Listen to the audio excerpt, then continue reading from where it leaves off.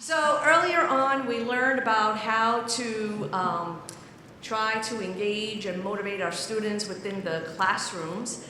And now one of my subjects that is so near and dear to my heart is really how do we as institutions meet our students where they are, right? What are the practical strategies that we put together holistically to support them? I have an amazing panel here from my esteemed colleagues joining us today, all subject matter experts in their own capacities at where they work. And today's focus is really going to be about what are the challenges that we face with our students and how do we effectively support them. And when I mean support, it's not just within the classroom or within the confines of our institutions, but also additionally, externally. So with that, I'm going to go ahead and turn it to my panel. If you can all just introduce yourselves, let us know what your role is, what institute you're from, and then we'll kick it off with some great questions. Alex, go ahead. Good morning, everybody.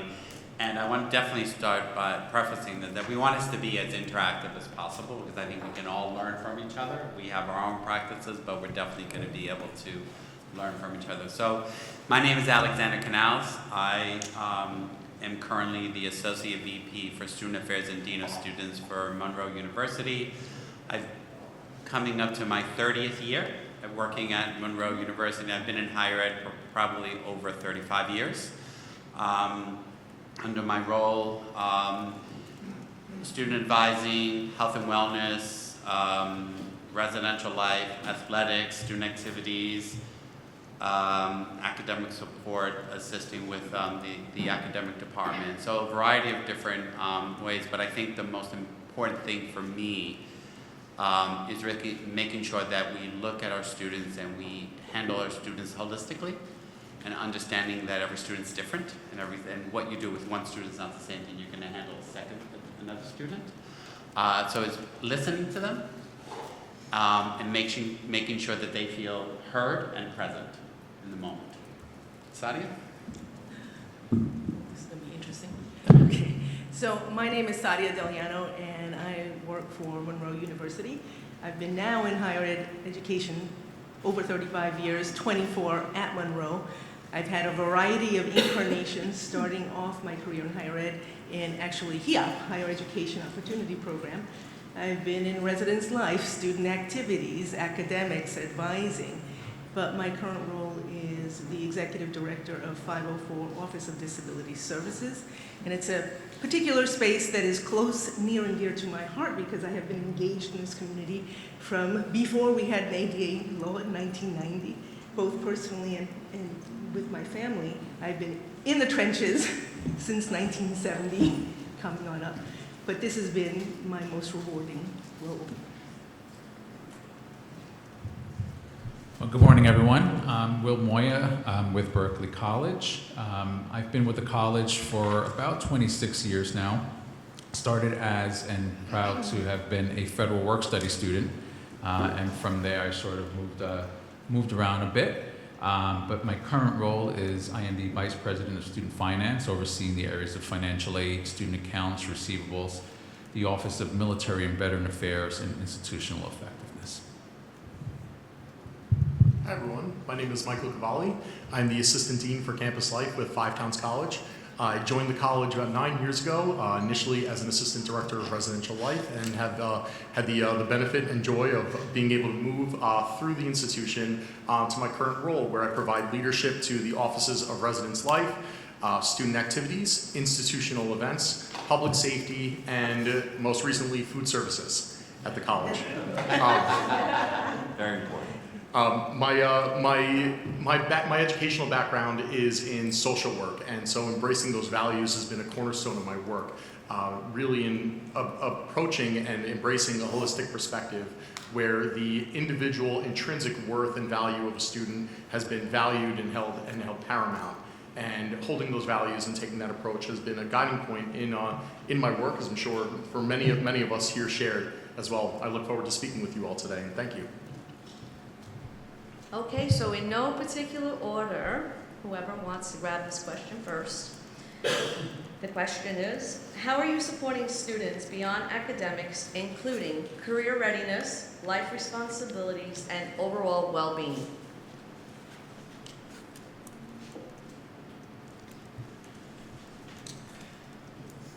Saadia? Okay, all right. So in my space in 504, career readiness is actually something that I personally start talking about because there is a lot of difficulty in the 504 disabilities world in getting them connected.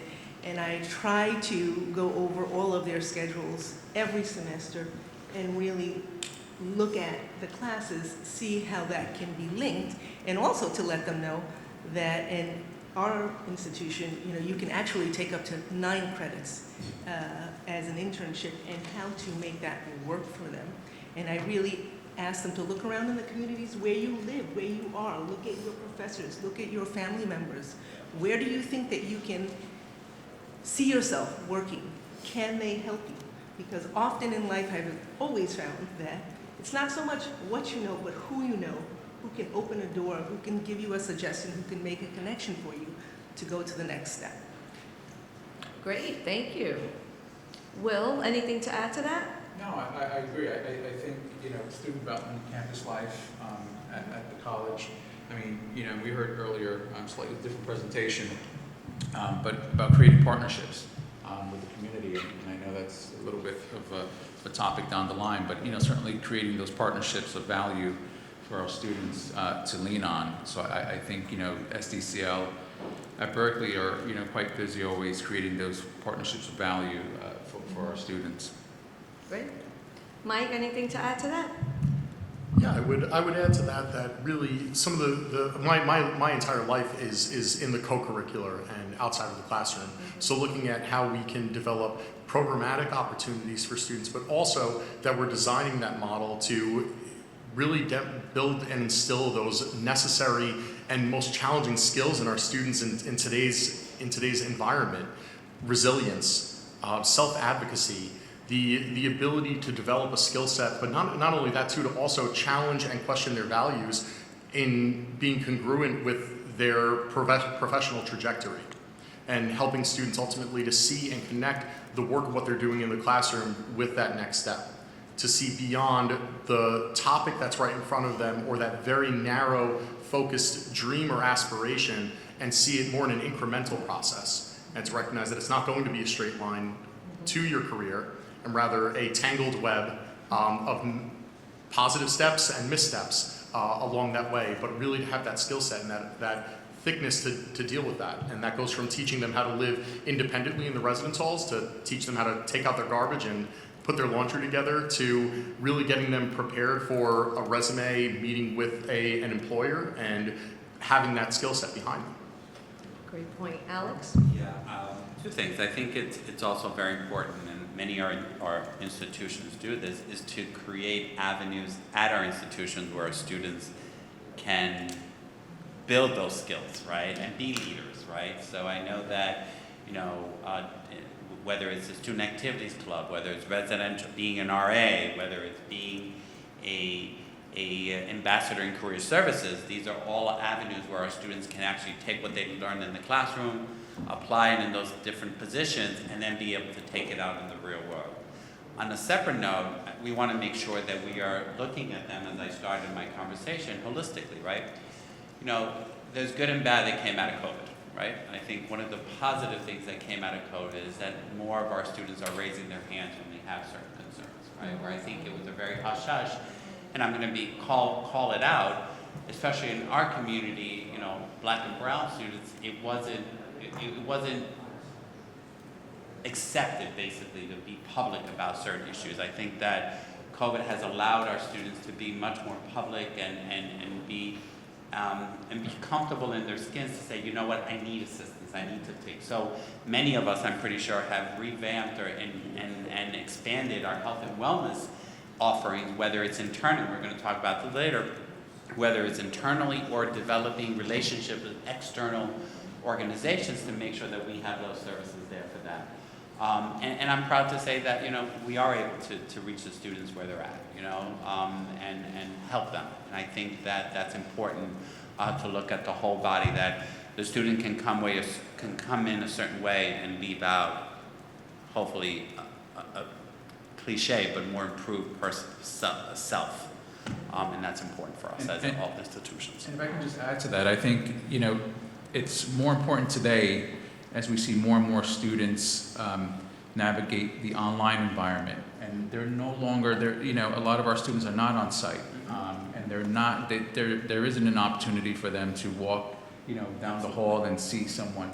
And so it's really up to us to make sure that we're not only delivering the services, as he said, but promoting them so that students are able to, whether they're online or on site, able to find them and take advantage of them.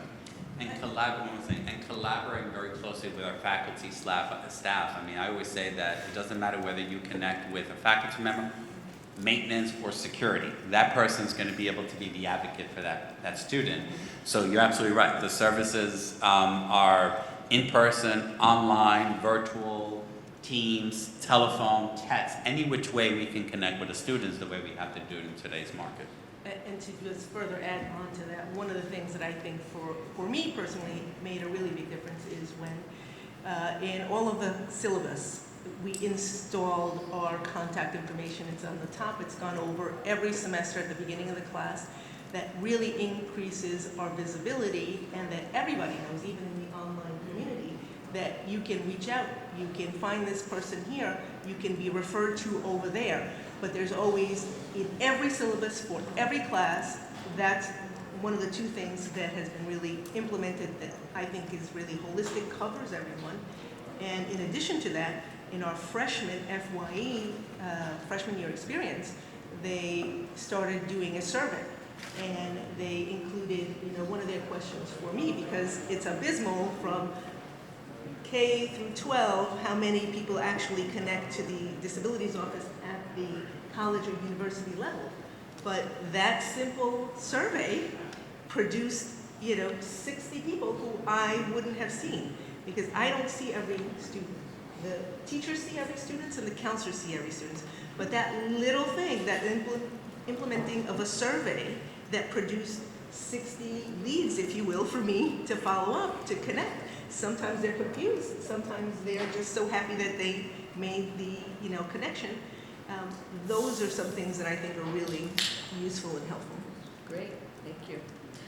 Will, so let's talk a little bit about what are some of the early indicators that a student may need of additional support, and how do you go about responding to them in a timely way?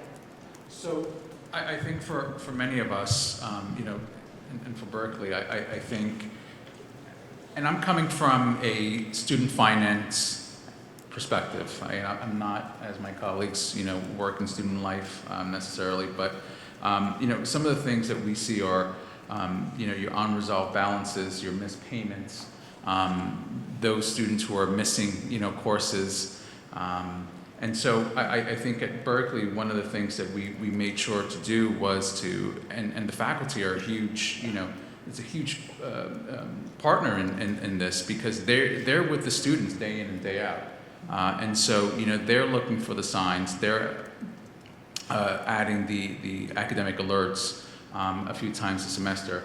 And so from there, we're able to peel back the layers and offer the support to the student. And if I can just take it a step further in terms of, some of the things and some of the strategies that we do at Berkeley, like many of us, food insecurity is an issue, and certainly across our campuses, and I think like a lot of us, and Berkeley's not unique here at all. We have food pantries and we have emergency food bags that we offer our students, and that's available to students online and on site, and no questions asked.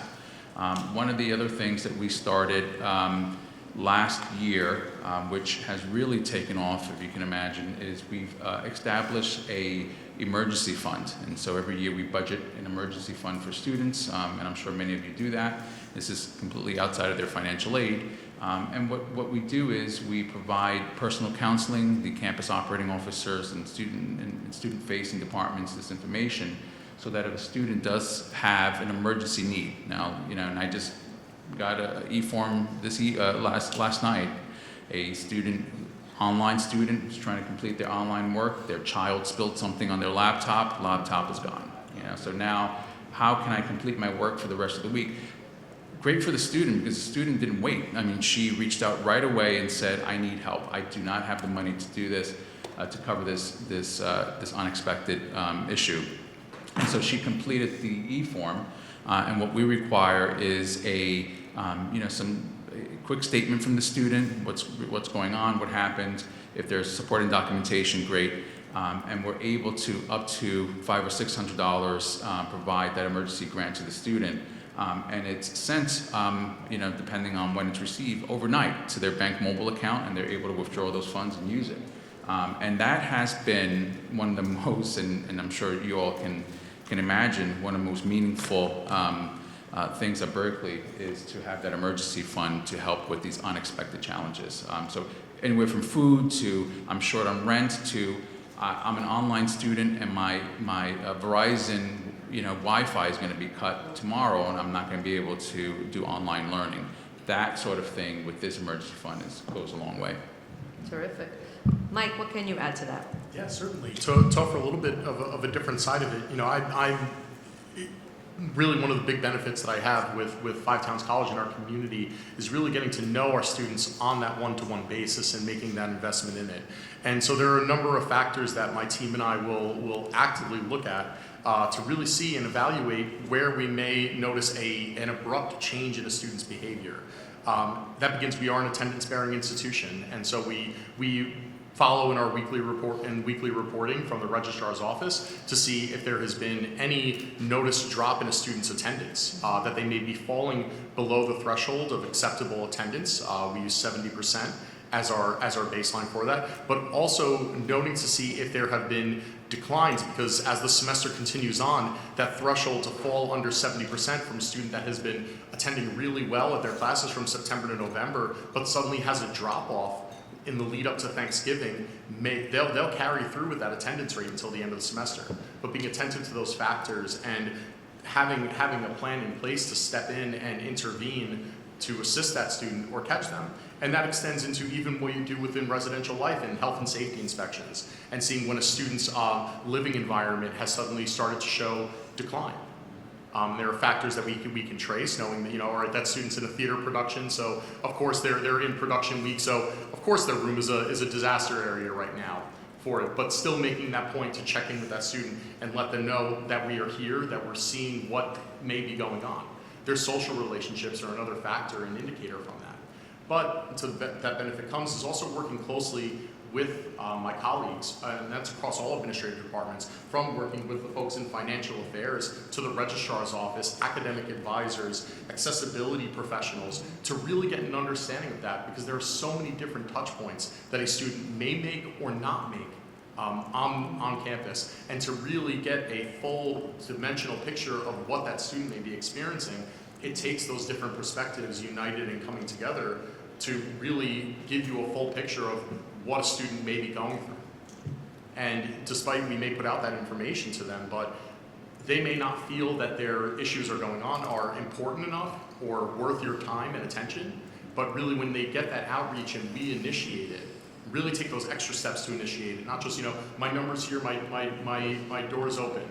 I almost equate it the same way if any of us have ever said to someone who's experienced a loss, I'm here if you need anything. Mm-hmm. And how many times does a person call you and say, hey, I need something?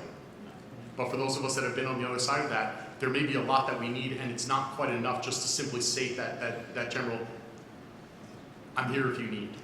And really demonstrating and showing that by being present in our actions, in our interactions with students, goes a very, very long way.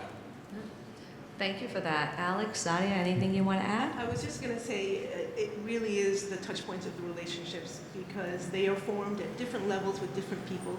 I have people who bring students to me from the president's cabinet down to maintenance, because they somehow are seeing this person every day and they have a conversation. And some of these conversations, honestly, are heartbreaking.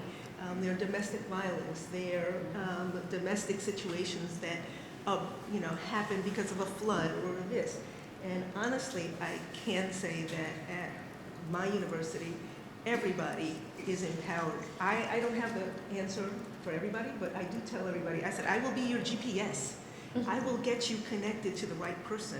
We have a school of criminal justice, and it also has a major of human services. Those are direct practitioners in the industries. So when I see something like this, I'm talking to Professor so-and-so. I need to connect you. I want to have a meeting so that we can walk this student through and really have a good handoff, a real solid plan on what we're going to do next. Apart from that, we do have the Office of Health and Wellness, which is our clinical side. We do have QR, posters all over the place for mental health. And in the communities, we have referrals where we are locally. And again, for those online, that would take a little bit more research to where they are located physically. But for those who live like in the campus, like where I live, where we have our residential wing, we really have an excellent program of a good handoff where the health and wellness team will take someone to what we have called the guidance center, walk them there, and really make the introduction and do that handoff so that you're feeling comfortable that this is a difficult situation at home, but we've started the walk to make it better. We have situations sometimes where students raise their hand, but they may not want to be so connected to the college when it comes to health and wellness, and that's why we've developed partnerships with outside agencies, right? So they need the help, but they'd rather separate that from the college. So that's, Saadia brought up the guidance center, and that's a really incredible partnership that we have in New Rochelle.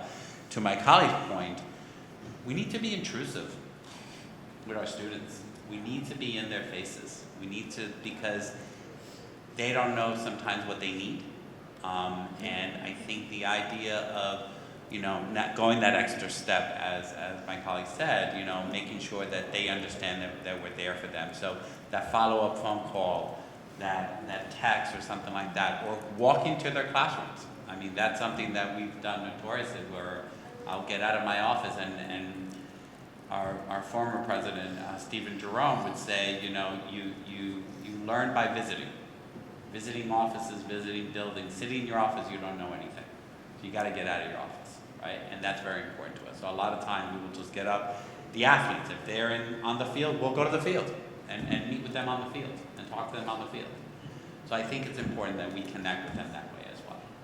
And to the extent that we, your admissions teams, I mean, I can't tell you the number of students that, are enrolled year post, them coming in, and they still, with whatever issues they have, they, at Berkeley at least, most times find their way back to their admissions representative, because that's the person who they first started that relationship with. That's who is, who knows in most cases their life story, who knows their family and very delicate situations. So to the extent that you do not have a system in place where your enrollment team, your admissions team is involved post that enrollment sit, I think you should reconsider that. And I'm not to say that admissions needs to be emailing every week, but we do have certain touch points at the college where admissions will reach out to students that they've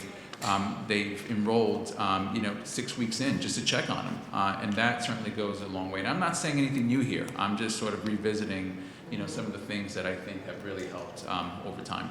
Yeah, good point. I'll also say that I've had an opportunity of working at other institutions prior to coming to Monroe, and as I'm hearing, it's the same thing with all APC schools.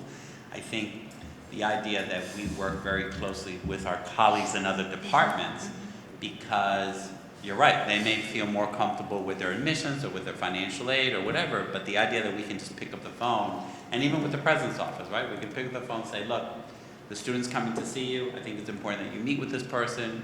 Let's communicate, let's work it out, let's see how we can assist the student so that this student at the end is successful. So I think that's important, not to work in silos, basically. Absolutely very important. Does anyone from the audience would like to share some of the practices at your institution? Any takers? Oh, come on, I don't want to pick on anybody. Jeff. Jeff, my buddy Jeff here, I'm coming to you. Yes, definitely. First of all, very much appreciate the panel. Sure. Really? I need a microphone? Yes. Well, All right. I want to thank the panel for sharing their strategies and experiences at their locations. I think some similar things occur in our institution as well. I really like the point of getting out of your office and being where the students are. That's very important, meeting them in space that's comfortable to them so we can understand where their needs are at and how we may best meet those. So I think for us as an institution, one of the things we're always looking to develop and get better at is finding ways to connect our students to wraparound services out in the community. Right? Often you can point them in that direction, but it's kind of like you can lead the horse to water. So how do we really make those connections meaningful for them? And I know that's something we've been focusing on. thank you. And a segue to that, to his point, let's talk about what are some of those external communities that we partner our students with. So whoever wants to take that lead here. I'm going to start because my space is a little bit different than everybody else's, which is the Students with Disabilities and 504. And the biggest difficulty that I find is finding resources in that particular area. Because once you're out of high school, there is really a financial burden to secure the type of academic assessments that you need for accommodations at the college level. And that to me is one of the more difficult places, and I do have a whole book of resources in terms of going to teaching schools. They have sliding scales that you can use. Some programs will reveal it, some not. But that, for me, is a really big, important resource to have to at least direct them and to also provide an alternative, because our students are financially challenged and not everybody can afford a document that costs $3,000 to $5,000 that isn't covered by any health insurance. So we also try to work with them, with their medical doctors. We often sit together, I talk to them as a family, and we really try to come up with a letter that would help them, support them in their academic needs. And 9 out of 10 times, I have to say, that has been the route that we go because of the financial difficulties that we have. But the other resources that I have are, again, for testing sites, for food banks in the 5 boroughs, all of those resources we do have to share with the student. And we look at it, together, so you might be from Upper Westchester, so let's look and see what's near you where you live. If not, maybe it's something there where your job is, but something that can really be accessible. And those are the resources that we have to share if you want to take a look-see. Continuing along with that, maintaining a lot of resources for students to connect. We work with a lot of different community agencies, and a lot of the agencies that are based in, whether it's the county or offered by the state, that provide students with different types of services. So from emergency mental health services to sexual assault resources that we provide. But even beyond that realm, because certainly I do not have the level of book that you have. I may need to see that from you. That's right there. I can clock that now. I know what we'll be doing over lunch. But beyond that too, also looking programmatically and within your academic areas about the different resources that the department has reference to. We pride ourselves, and every one of us here would talk about bringing in faculty members that are experienced and are industry leaders and have those networks. But making sure that the institution is able to leverage that as a part of the campus's network, as part of the departmental network. So for the students that may not be interacting with that one faculty member, or how that one adjunct may not be the person who's speaking at a recruitment event or at an open house event, that really the career networking team, that the department heads are also engaged and connected in that process to share and give those resources out. Our career services team partners with our local Chamber of Commerce. And that organization, inherent in and of itself, has a next gen committee that is specifically targeted for young professionals. So instead of bringing in a director of career services that is a bit more connected to those students' parents than the student themselves, rather we have this entire team of people that are able to reinforce the message while looking like and sounding like our current students. And that's one such organization beyond those many other community events and businesses that are our longtime partners for internships and positions in development. It's an important part of it. It's central to everything that the Undersecretary had to say yesterday. This is a major part of our work, and prioritizing these is an important way to demonstrate the value that we have behind our education.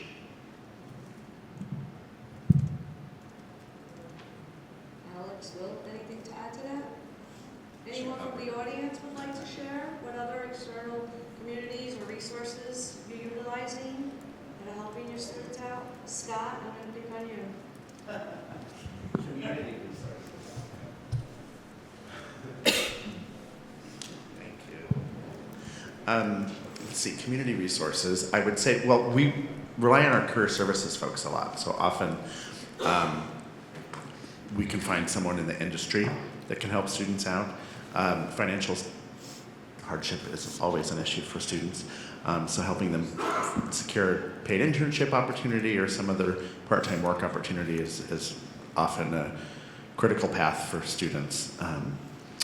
Other partnerships, let's see, I'm trying to think. Oh yeah, part of that, yeah, very good one. Part of that industry connection is we get a lot of donations from our fashion partners, and we maintain we call it the career closet. So if they're struggling to dress professionally or short on funds to go on an interview, we've got this great resource for them to pull from really fabulous fashions from some great partners, but entirely free to the students. Yeah. Thank you. Anyone else? David? Our chairman? Well, this is the shameless plug part of the session. I think that one of the great resources that we have is APC. And what I think about APC, I think about a bunch of institutions that achieve at very high levels of accreditation across the board and compete with each other, but compete with each other in a friendly way. And so we do better by lifting each other. And so for me, being able to reach out to other college presidents or other provosts or other people across the APC landscape is very helpful. And I think that many of you do the same. And so I think coming to conferences like this, shameless plug for Next Year's Innovation Summit, is very important, and bring people, because the connections that you make are important. They're not just important for your institutions, they're important professionally. They're important to share best practices and learn from each other, and same thing for your accrediting agencies. I know many of us are middle states, but many of you have other accrediting agencies and partners that you've met at other schools, and I think those professional networks are really, really key. And thank you for a very informative panel. Thank you. I'm just going to add a little bit. We at Monroe say relationships define us, and we're constantly, one, growing relationships, but then continuing to cultivate and strengthen those relationships. And so most of us also have a foundation that's affiliated with the institution that gets donations that support scholarships for students, and those donations are built on those relationships, right? So that's an important resource. In addition to those foundations, it's the relationships that we also build with other organizations, oftentimes professionally focused organizations that allow students to connect to industry while they're, and build leadership skills, and then also apply for scholarships. So there's many different connections that when we look at the footprint of how our institutions are connected to community, where we are giving them an avenue to success through scholarship support, but then oftentimes connections that reap rewards for them in terms of their internship opportunities, careers, et cetera. So, yeah. Thank you. By the way, as Chris is speaking, And Chris is a resource. I love knowing Chris. Picking up the phone and calling Chris. Very, very smart guy. And Mike and everybody around the table. But also don't forget your regulatory partners. You know, often we look at the state education department, or in the past, we'd look at the state education department, or even accreditors, like, you know, stay under their radar. Don't let them know. Don't ask. But I have to tell you, I think that it is helpful when you pick up the phone and call them and ask them for their advice before making a misstep. And they're happy to share with you on all levels. And then you develop a relationship with them. And when you call, you know, they can help you. And don't be surprised when they pick up the phone and call you, because they're not sure how to handle something. They would like some advice. And I think that's very helpful. Thank you both. Great points. Okay, so now it's time to share what that one practice that you're currently utilizing that you want to excitedly share with us. So, Alex, go ahead, take the lead. What was the question? So the question again is, what's the one initiative or approach you're especially excited about right now that is working very well in helping you meet students' needs? So one of the things that we did about a year ago, so under the Office of Student Services, we all work in the same, so for those of you that have come to our New Rochelle campus, we have what's called Main Hall. We have 7 or 8 buildings in the New Rochelle campus, and others that are around, but the main buildings. And I basically say that Main Hall is the heart of the college, and I always tell President Jerome, please cover your ears. Main Hall is the heart of the college, and the reason being is because that's where student services, academic support, Res Life, student activities, health and wellness, 504, our culinary center, and I say that that's the area where everybody really comes and gets all their services. So one of the things we did about a year ago with student services is that we decided to break down the teams a little bit so we would be more focused and be and able to help our students better. So one of the things we did was we created the Office of Athletic Support, right? So we have a certain team. We all work collaboratively, but this particular team just works with our student athletes. As many of you may know, we are in the process of moving up to 4-year Division II, which is a major undertaking, but I think that one of the main things at the college is that we all united together for this goal. But that's going to change a lot. It's going to, I think, change the look of the campus. It's going to change the student body of the campus. But we needed to have a strong leader in that division that could really lead those students moving forward.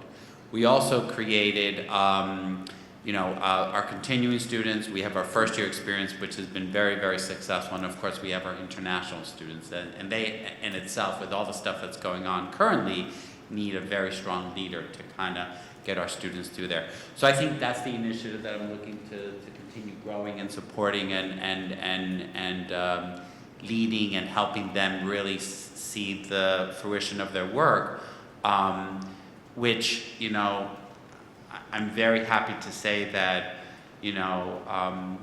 our retention and all that has been very, very good over the last couple of years, and I think a lot has to do with the leadership in those particular teams, as well as support of 504, Res Life. It's and Christopher and Saadia and the team back there always say, I'm the first one to say it's a total team effort. It's not one person that does this. It's a total team effort, and without the team, you couldn't be successful. I couldn't agree with you Yeah. more. Yes, thank Yeah. you. Saadia, anything to add to that? One thing that we've added on fairly recently is to bring on a language specialist, which really addresses, embraces, and reach out to some of our stakeholders here, which is the international community. A lot of our athletes also come from international locations, so it's really been a good bridge between their academics, their language skills, and we're really looking to really improve those as we go. And just as it hasn't come yet, but I'm like, if you put it out there into the universe, it will come.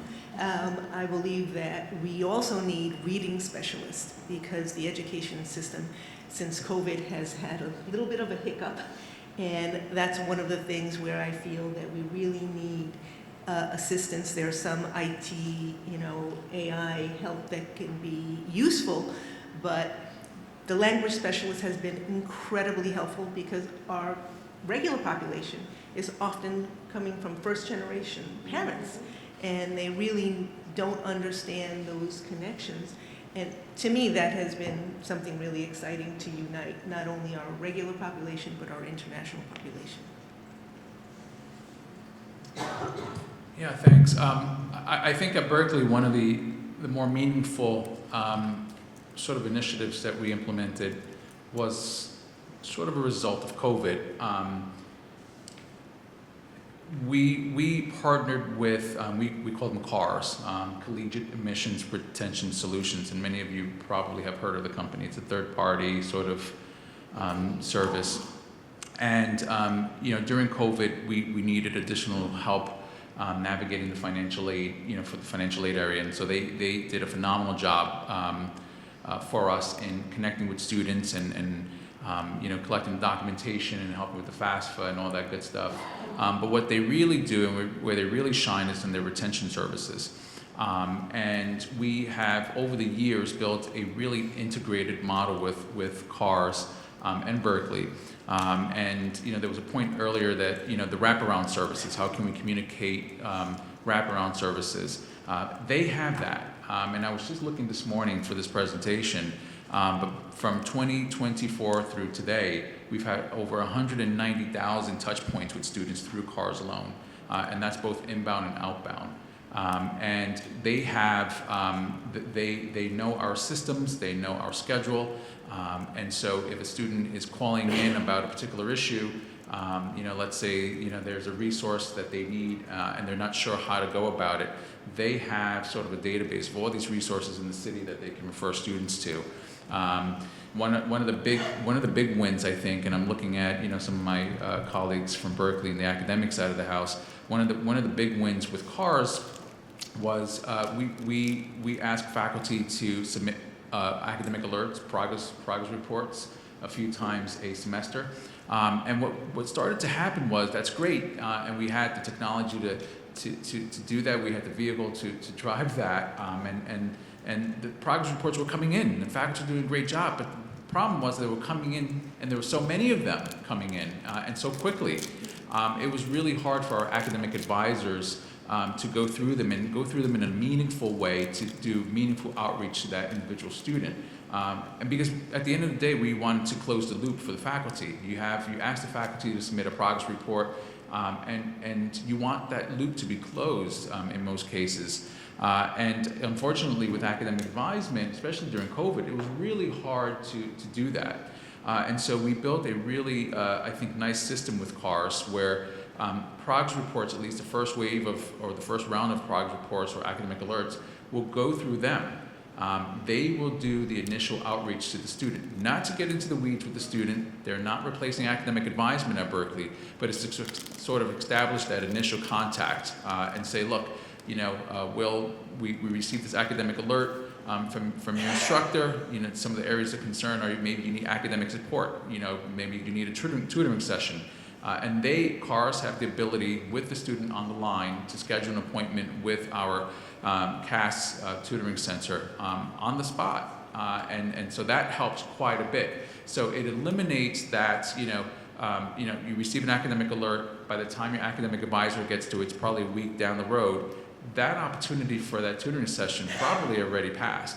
But CARS is able to sort of do that in real time. That was the big win for us with CARS. And so, that's something that we do. We've leveraged that relationship. As I said, 190,000 touch points. And it's not about them, and for me, I'm measuring sort of, and I'll get to that in a second, but it's not just about the calling, the outbound calls.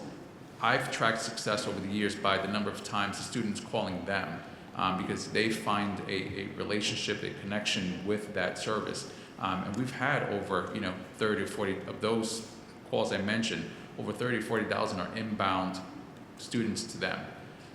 And the other added benefit is, the extended hours. They're on the weekends, Saturdays and Sundays. They're on during the holidays when we're not there. So if a student has an issue and we're not on campus to answer that student's phone call, we have cars. I'm copied on all of the escalations. So if there's an escalation that the CARS representative is unable to handle, they forward that in real time to the college. I'm copied on all of them. And so I'm able to follow through and making sure that that student is connected with that appropriate service. And just by way of just sort of outcomes and data, for those students who are actively engaged with CARS, not everyone is, right? Some opt out, which is fine. But those that are, we have a 80+ persistence rate. So we track those students who are working primarily with CARS. And the persistence from term to term is 80+%. One program I'm particularly proud of is something that I was able to build with the support of my campus life team over the past few years. And there was a time in recent years where our academic advisement team was really brought to task about how they are supporting students who are demonstrating those factors at risk. I explained before about attendance being a factor. One such example that we use, looking at grades and the progress report similarly that we'll describe, we received from our instructors and faculty members. And though we weren't a part of those conversations initially, being on the side of student life, we took it upon ourselves to recognize this is inherently the reason our students are here and the most important part of our work. And so the challenge rose from that to create a strategy to intervene when we identify a student who's at risk. I charged my director of residence life, and it's been a continued, really iterative process that we've evaluated and assessed over the years. But we designed it in such a way that when we identify a student at risk, we have a tiered, structured approach in how we respond to them. So the first time that a student appears as at risk, we take it really from a place of support. And that is where my junior staff, my activities coordinator, and our area directors within residential life, those hall directors, will be the ones to initiate the conversation. And it's approached from the point of a friendly check-in, from someone who, to the student, appears to not have a horse in the race. Because we're not their academic advisor, we're not their faculty member, but really just contacting to check in and see what's going on with them. And beyond that, what the benefit has been for my team is that it's really encouraged and challenged them to build those relationships and become familiar with the different services that exist, because as a student is identifying their issues, we're connecting students with their advisors, with their faculty, with tutoring services or the writing center.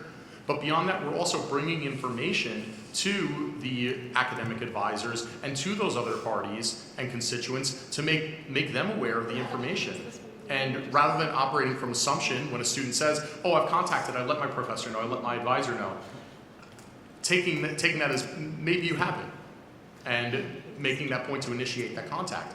But it builds up, and as students move up to those upper tiers and we see recidivism or repeat offenders on that at-risk report, we now move to a place of challenge. And that is where myself and my director will step in and come at a point from a bit difficult. So for the residence life team, because that's one such area that we have the students in the residence halls, we have that where an area director will approach from support. When by the time the director of residential life is contacting the student, he's now notifying them that continued absence from classes may result in the termination of your housing privileges. We'll get their attention. On the student activity side, we have that with our student leaders and their organizations, and where my director of student activities will contact a club e-board leader and say, hey, just want to check in what's going on in your attendance. By the time I contact them, my contact is, we're going to revoke your charter if you don't start going to classes. Because if you're not going to be a student, we're certainly not going to give you a platform to do extracurricular, co-curricular activity. Beyond that, if you're not meeting your initial promise. And even looking back at the data as we evaluated annually, this is our third year really running this program, we found that after that tier one, that gentle approach, over 80% of students improved and moved beyond those metrics that we're using to hit that point of at risk. And beyond the second tier and that second level approach, that more challenge, over 90%. We're able to move beyond it. And we're proud of our retention numbers that we keep within residence halls as a piece of that. Are we the ones that are really being that decider? No. Is the message from my area director being the only factor that gets a student there? No, but it's the repeat effect. And it's the fact that they're seeing it from so many different angles and from an office that may not traditionally be involved in attendance review or classroom behavior review to see if the students get the impression the college really cares about how I'm doing. Everyone is invested in this, and it motivates and changes their thinking and their perception about that process too. Terrific, some really great strategies and ideas. Anyone from the audience would like to share one? Sure, coming your way. Hi, I'm just sitting from Monroe. I think everyone can hear me. I think, can everyone hear her okay? We need All right. I need the mic. No, we need it. Good. Thank you. Hi, Jacinth Coltman from Monroe. I think one of the things that, I absolutely agree with everything that I've heard thus far. But one of the items that we saw lacking at Monroe was really the first responders, which are our faculty. They are dealing with the students all the time. They're seeing the needs. They are the ones that normally the students are going to first, and they really did not know how to handle the situations. So what we started doing was we brought in trainers from the outside to say, how can we assist our instructors in dealing with problems that they may see within the classrooms? If someone approaches you with a particular need, how do you handle that? So before they can get to Saadia or to Alex or to myself or one of their counselors, right now I am in class with this individual and I'm screaming for help. Can you help me? So we really started arming the faculty, making sure that they were prepared, or at least assisting them in knowing how to answer certain questions or even to tell the students where to go for help. Wow, that was an extremely valuable point you just made. They do spend a lot of time in the classroom, right? For those that show To add on to up. what Dr. Coleman was saying, I've also had many faculty walk the student directly to my office. That happens more frequently and is really super helpful because, as Dr. Coleman said, they are on the front lines. They are the ones creating that partnership and that relationship. And we touched upon this a little bit before, about everything that we do is a partnership. We don't operate in a silo. That is my go-to team right there. All of them, both from financial aid, having difficult situations, from mitigating academic situations. Dr. Kostroff, Dr. Coleman, they have all been instrumental in really coming up with the best way to address something quickly. So thank you. Hi everyone, Byron Hargrove from Berkeley College. I'm glad you mentioned faculty from the Office of the Provost. One initiative that we've been trying since the fall is to get together out of our silos and bring together the key departments, faculty and chairs, getting in a room with accessibility services, student development and campus life, academic advisement, and talking about what we call our critical cases. Instead of a bunch of emails going back and forth, elevated to a real meeting where we discuss how are we progressing with X student.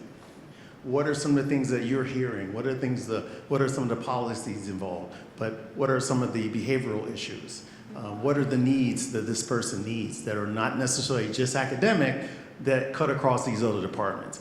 But I think sharing the information when we're all in one room in a productive meeting has helped us alleviate some distressful things with certain students, because email was just not, how many of you gotten a lot of emails about one particular case that just keeps going back and forth, or an e-form submitted, where we could change the intervention about accessibility services, that all the information was shared in these meetings, and now we have monthly or bi-weekly meetings where we bring together our departments, and that simple change helped us really handle some of our most challenging students, and they have a lot of challenges sometimes.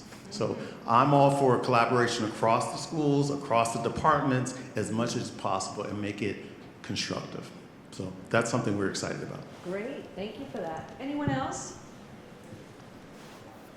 I just want to sort of draw the loop together from the AIM committee. We were talking about accreditation yesterday, and there's no question that institutional metrics will be embedded into the accreditation process. And one of the metrics that was talked about a lot in Washington was retention. And so it is amazing to me, particularly sitting with this group of colleagues who all probably have a very good idea of what your retention rates are, how many schools really don't have a handle on that. And I would say to you that one of the big things that we're going to be seeing is institutions are going to be putting out retention rates, and they're going to be sorting them by grade level and by program and by ethnic characteristics and gender and other sortable data. And I think the fact that you folks probably have a good handle on that and look at it and use it to inform your decision-making process, you're way ahead of the national curve. Keep doing it, but I would start publishing it because it's coming. And the sooner you put it out there, the less your creditors will have to ask for what they're going to be asking for. Great, thank you for that. Okay, and just to wrap things up real quick, what is the one takeaway that you want the audience to bring back to their campuses? I'm going to start, and I kind of said it before to me, and this gentleman here also kind of reiterated it. I've been in higher education now for over 34 years, and it is the team approach. It is bringing all the people together. So when we have a situation with, I know who the right team is to bring in, and we can all, handle this together succinctly. That is the most important thing, is to create your team, know your teams, and don't go it alone. Absolutely agree with Saadia. I would add to it that always put the student first. Always put the student first, right? And as I started before, I said not every case is the same. When I first took my first management position in higher ed, I spoke to a friend of mine. He's like, "Oh, treat everybody the same." That blew up quickly in my face. So the same thing with the students, right? Every case, every student's different, but as long as we always center our students first, we'll be successful. I think we need to just simplify things. I think students, they don't really need to understand what the function of each of our department is. I think that departments need to get out to where the students are and make sure that their services are promoted in such a way that it's understandable and relatable, and that students can take advantage of them. Really to be present among our students. It's the weight of 100 positive interactions carries the same weight as one negative interaction with the student. And what we find is that we are familiar with the murky middle of our students, but we tend to really go fast and have this knee-jerk reaction in the face of those negative indicators that we see. We're all familiar with those at-risk indicators and those pieces. And our celebrations of student achievement are limited to but so many ceremonial pieces throughout any given year. And something that's really important is to take that stake and take that investment in it.